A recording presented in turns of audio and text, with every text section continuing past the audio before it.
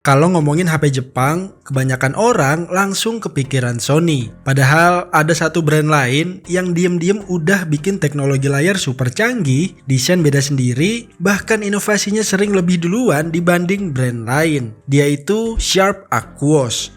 Di Jepang, HP ini benar-benar jadi simbol teknologi masa depan. Layarnya tajam, bezelnya tipis duluan, desainnya unik, bahkan banyak fitur yang baru populer bertahun-tahun setelahnya. Tapi anehnya, di luar Jepang, termasuk Indonesia, Sharp Aquos malah kayak barang langka. Ada yang tahu, tapi sedikit yang pakai. Ada yang kagum, tapi nggak banyak yang beli. Jadi pertanyaannya, kalau Sharp Aquos secanggih itu, kenapa susah banget populer? Semuanya di Flashback Kin Gadget.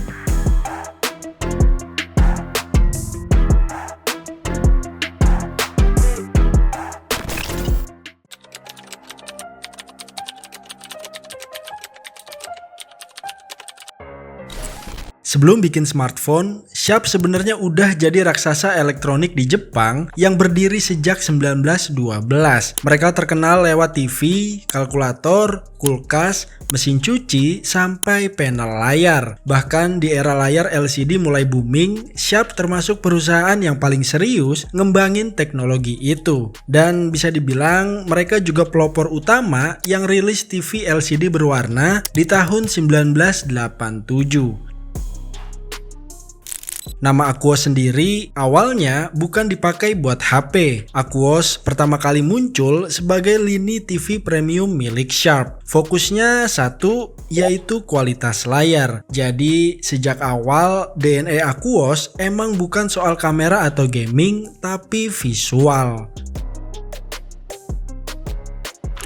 Masuk ke era handphone, Sharp mulai bikin ponsel Jepang buat operator lokal kayak Docomo dan SoftBank. Dan kalau kalian pernah lihat HP Jepang zaman dulu, desainnya emang beda sendiri. Ada yang bisa dilipat, ada antena TV, bahkan ada fitur tahan air sebelum Android lain kepikiran soal itu. Jepang waktu itu emang punya ekosistem teknologi sendiri yang lumayan tertutup. Orang sana pakai standar mereka sendiri, aplikasi sendiri, bahkan bentuk HP-nya juga unik. Masalahnya, waktu Android mulai merajalela, brand Jepang agak terlambat adaptasi. Samsung, Apple, HTC, sampai Xiaomi mulai agresif secara global. Sementara Sharp masih fokus di pasar domestik Jepang. Padahal dari sisi teknologi, mereka nggak kalah.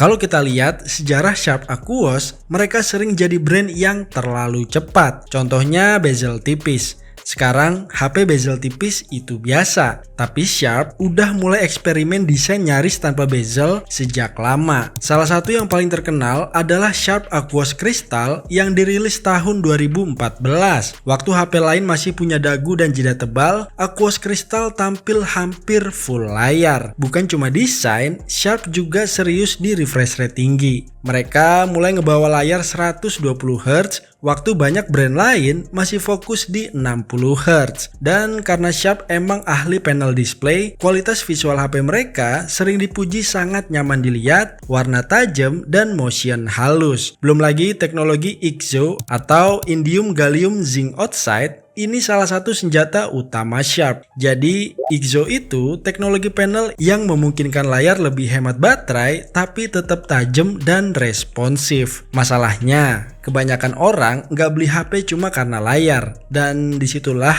cerita mulai berubah.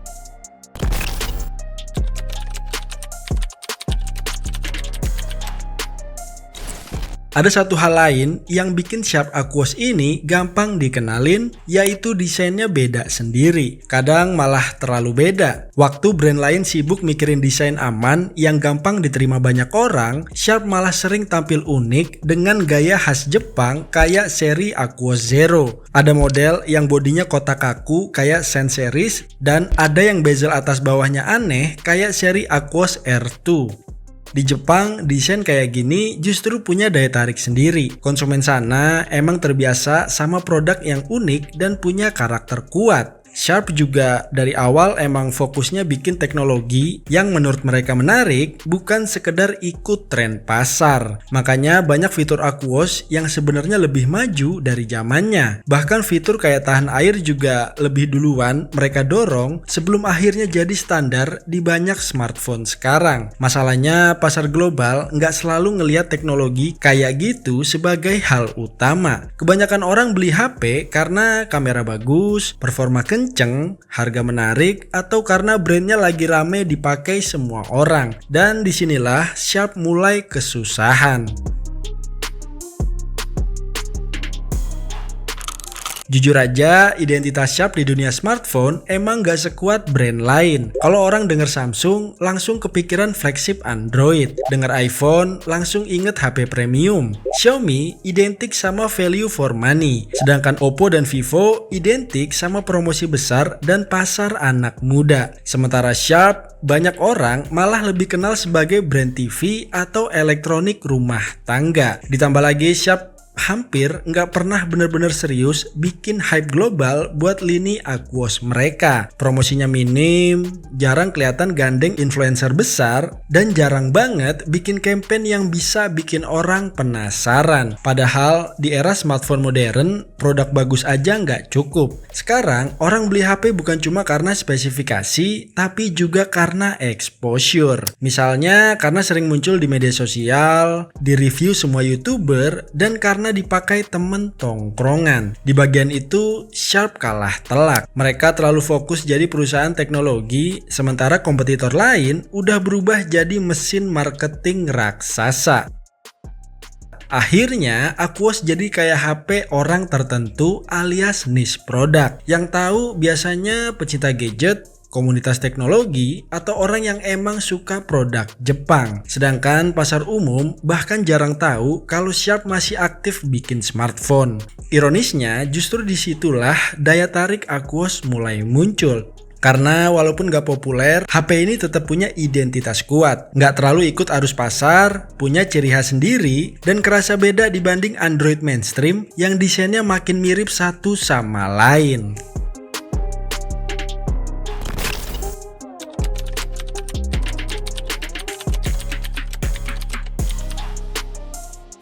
Masalah Sharp Aquos sebenarnya makin kerasa waktu mereka mulai masuk ke pasar global dengan cara yang setengah-setengah. Karena di banyak negara termasuk Indonesia, HP Aquos sering muncul bukan lewat jalur resmi besar-besaran, tapi lewat distributor kecil, toko impor, atau unit ex Jepang. Akibatnya pengalaman tiap pengguna jadi beda-beda. Ada yang aman dipakai harian, ada yang bingung sinyalnya, ada yang kesusahan update software, dan ada juga yang pusing cari spare part dan garansi. Situasi kayak gini bikin orang awam makin ragu buat beli. Karena dibanding brand lain, ekosistem Sharp kerasa kurang jelas. Kalau beli Samsung, Xiaomi, atau Oppo, semuanya udah simple. Service center ada di mana-mana, aksesoris gampang dicari, komunitas besar, dan tutorialnya juga banyak. Sementara pengguna Aquos kadang harus cari solusi sendiri di forum atau grup komunitas. Nah, belum lagi nama seri mereka juga lumayan bikin bingung.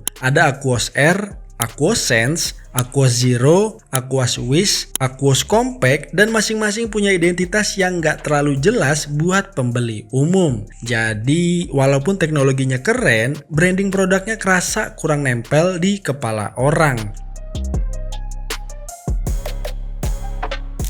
Waktu Sharp masih sibuk sama pendekatan teknikal kayak gitu, di tahun 2018 ke atas, brand Cina datang dengan cara yang jauh lebih agresif. Xiaomi, Realme, Oppo, Vivo, sampai Huawei mulai nyerbu pasar besar-besaran. Mereka bukan cuma jual spesifikasi tinggi, tapi juga nguasain marketing, influencer, sponsor, sampai display toko offline. Mau ke counter HP manapun, yang kelihatan pasti brand-brand itu. Sementara Sharp kayak jalan sendirian. Padahal ironisnya, beberapa teknologi yang sekarang dianggap modern justru pernah dicoba Aquos lebih dulu. Mulai dari bezel tipis, refresh rate tinggi, sampai layar premium yang nyaman di mata. Tapi di dunia smartphone, jadi lebih dulu ternyata belum tentu menang. Karena akhirnya pasar lebih mudah nginget brand yang paling sering kelihatan dibanding brand yang diem-diem inovatif. Dan dari situ Sharp Aquos pelan-pelan berubah jadi semacam hidden gem.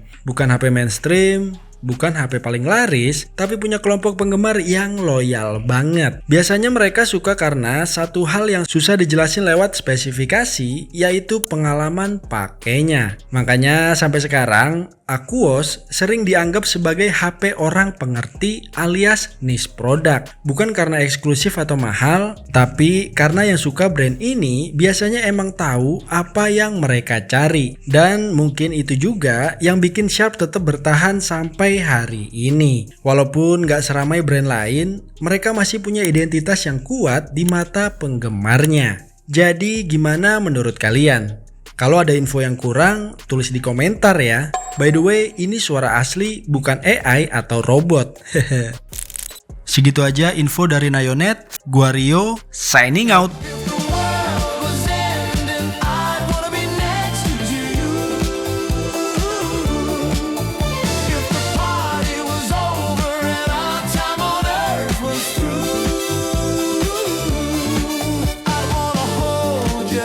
Just for a while.